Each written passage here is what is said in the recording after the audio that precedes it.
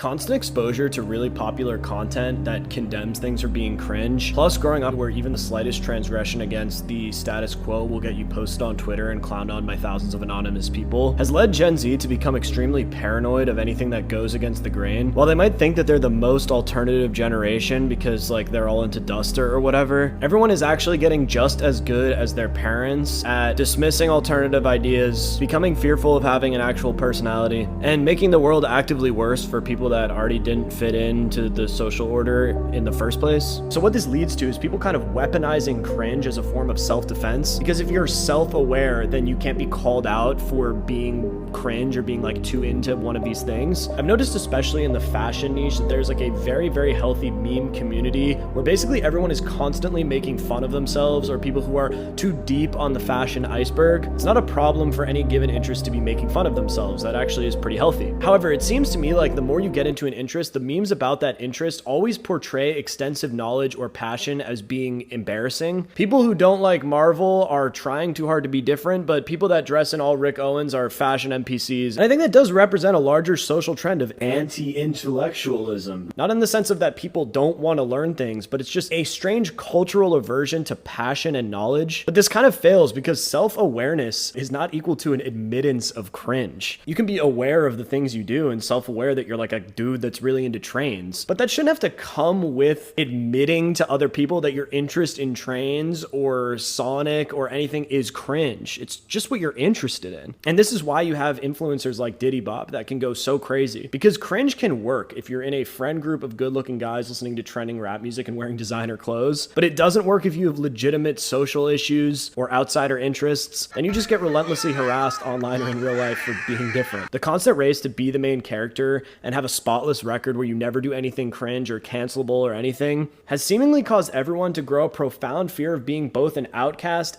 and part of a group, but we'll talk about that in the next video where we address the identity crisis. So if you want to see that, follow for part 2.